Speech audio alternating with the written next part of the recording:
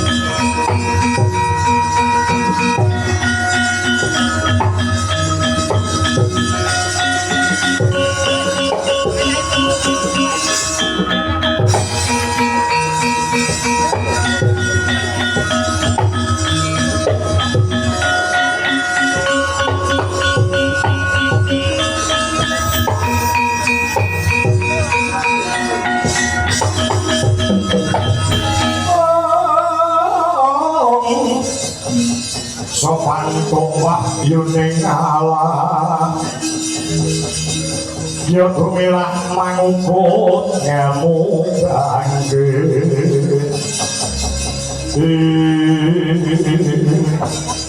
Koko Prabu piye Kresna puji syukur kanggan samangke wahyu purba sejati sampun tumurun ngono Kresna Purba manjing dumateng ingkang maying Ndrawati sejati bilah dados kalih wahyu wadat kang sapa wahyu sejati ing wadat manjing dumateng Paduka Koko Prabu Baladewa wadate Gusti sajake urip ora kena palakrama mongko aku wis rabi nah ngakun palakrama tegese sampeyan mboten entuk wahyu ngono ya Kresna nek ora apa-apa nek aku entuk wahyu wadat ya ora dadi masalah wong nyatane aku lek ora ira wahyu ya moh ya syukur lha terus wahyu sijine wonten ingkang secara sasiduman tumun gayuh tumuruning wahyu purba sejati sapa Kresna Permadi ora sandele ning cukup metu Permadi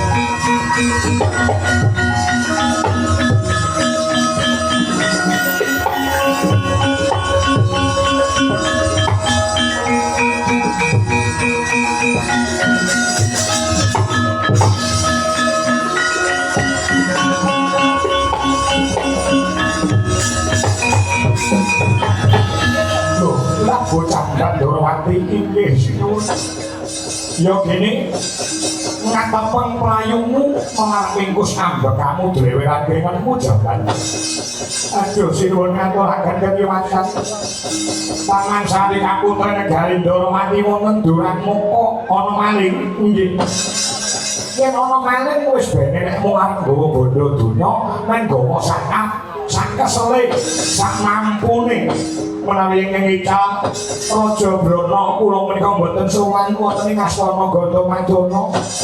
Lho banjur sing kira apa ingkang rayi Brataja inggih lara irengah cidra dening Duran Mongko.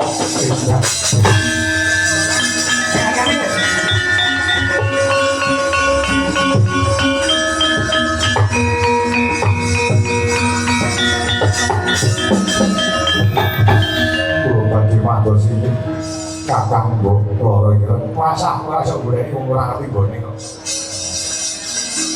Tapi nah niki lho. Lungguhe kula bidal maupun boten penak rasane.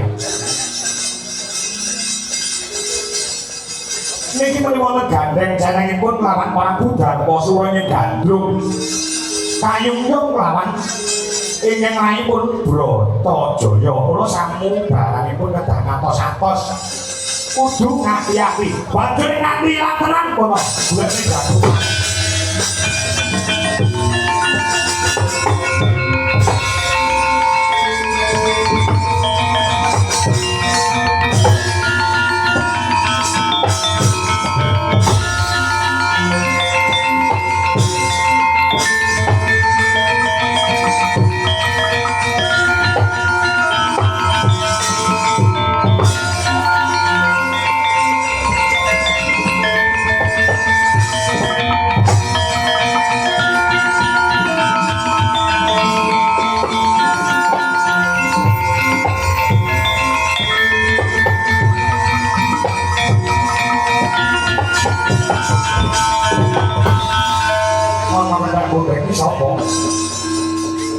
Kula pun senggula iki Anoman Paduka Sinten Sinten. Aku napa Indrawati Prabu Sri Bathara Lesna. Sampun sawetawis anggen kula mangan wonten mriki. Lha terus goleki apa Anoman? Kula menika mantan Dimbang Suragiwi Senopati ing Suwargi. Prabu Rama Wijaya Titi Canjang Wisnu Bathara. Tapi kalipun kula sampun antuk colok wajah. Colok pemandang piye? Sakjane gesang kula badhe dados adinipun Titi Sang Hyang Wisnu. Terus kula pinten paduka Titi Sang Hyang Wisnu awit sumuna cakyanipun sumuna pasuryan paduka tanpa beda sesambahan kula rumpun. Inggih menika ingkang sipun Prabu Rama Wijaya. Terus ngaku Titi Wisnu kaku piye menawi dipun warangaken kula badhe suwita wonten ngarsa paduka ing jinipun. Serbasepi mawa beya nglakoni manjung kudu mawa pangorbanan. Sembodo dadi abdine napa Indrawati langkon iso goleki ilange adiku wedok sing dicidra dening Duran Mongko. Mboten pamit.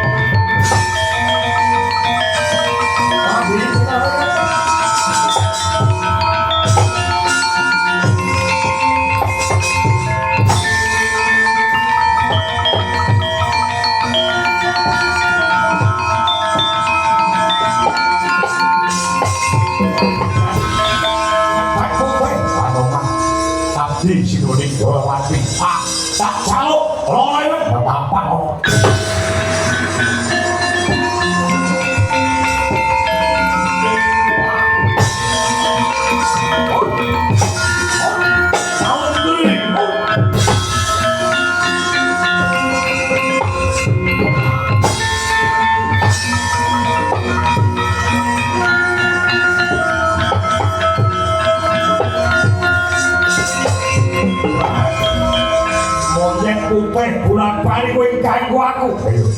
Kowe bali ning kuburan ora dosa apa. Aku ora bakal mandeg sarung iso ngrampi diri sing Widowati. Widowati ngedes kawan putri Dorowati. Lah mikir tak berarti gunung ora.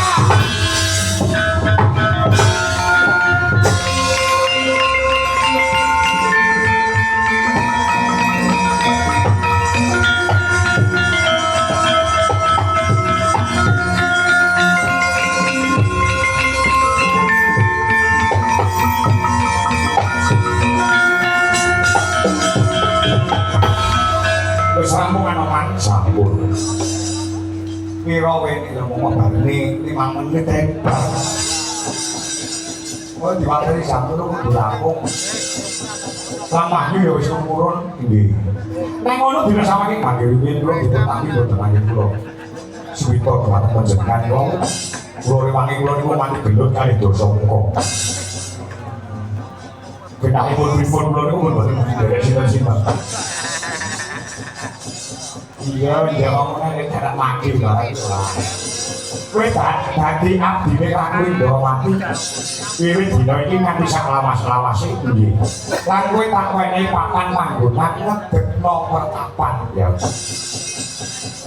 Wonten pundi? Ana Gunung Kendali Sabda. Yasan kula Yasa pertapan nek kono mandheka Brahmana yen samaya-wayah kowe Indrawati butuh kowe bakal tak timbali. Waduh matur suwun jenengan padha-padha.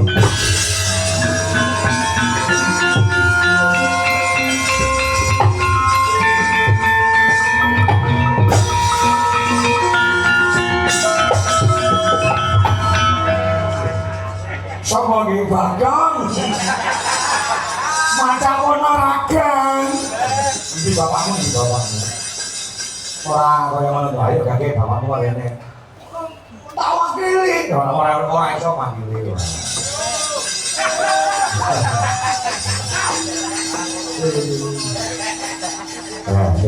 Iki seragame Pak Lurah Copoten.